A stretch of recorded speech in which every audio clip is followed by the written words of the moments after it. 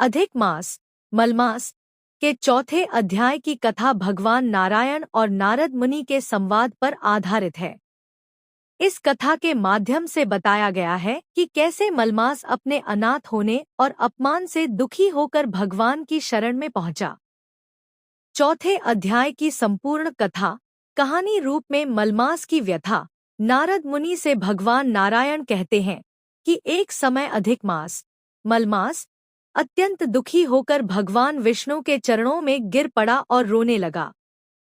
उसने करुण स्वर में कहा, हे प्रभु, हे कृपा के सागर, अन्य सभी 12 महीनों ने मुझे अशुद्ध और तुच्छ मानकर मलमास नाम दे दिया है।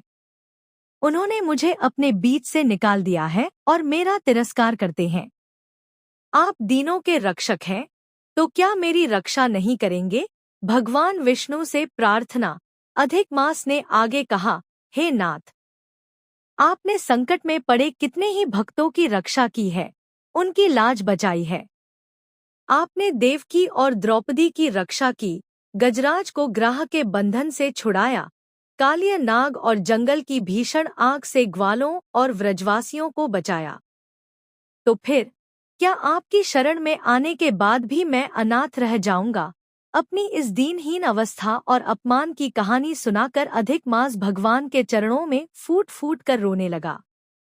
चौथे अध्याय में मलमास की इसी पीड़ा का भावपूर्ण वर्णन है, जो यह दर्शाता है कि कोई भी जीव अगर सच्चे मन से भगवान की शरण लेता है तो प्रभु उसकी पुकार अवश्य सुनते हैं।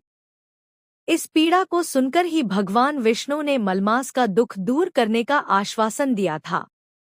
अधिक मास और अन्य व्रतों से जुड़ी विस्तार से जानकारी के लिए आप www.babkhshym.com पुरुषोत्तम मास कथा भाग 4 की एक और कहानी।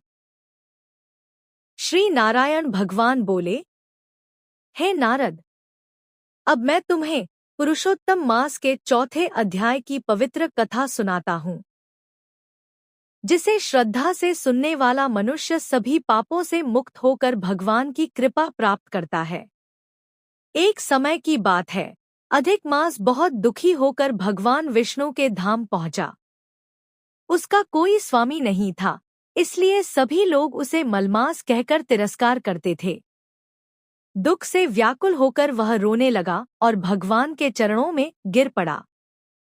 तब अधिक मास ने हाथ जोड़कर कहा, हे प्रभु, संसार के सभी मासों का अपना अपना स्वामी है, लेकिन मेरा कोई नहीं।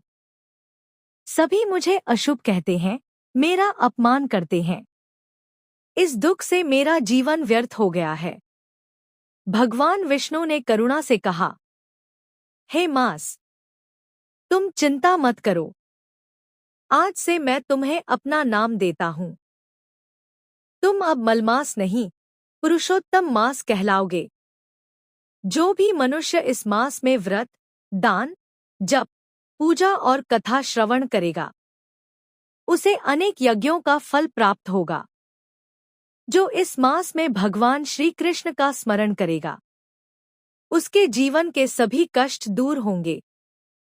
जो भक्त श्रद्धा से कथा सुनेगा, उसके घर में सुख, शांति और समृद्धि बनी रहेगी। तब अधिक मास अत्यंत प्रसन्न हुआ। उसने भगवान के चरणों में प्रणाम किया और कहा, हे प्रभु, आपने मेरा सम्मान बढ़ाया, मुझे अपना नाम देकर संसार में श्रेष्ठ बना दिया। भगवान बोले, हे नारद, इसलिए यह पुरुषोत्तम मास सभी महीनों में श्रेष्ठ माना गया है। जो मनुष्य श्रद्धा से इसका व्रत करता है, उसे मोक्ष की प्राप्ति होती है और भगवान की विशेष कृपा सदा बनी रहती है। बोलो पुरुषोत्तम भगवान की जय। बोलो श्री राधे कृष्ण भगवान की जय।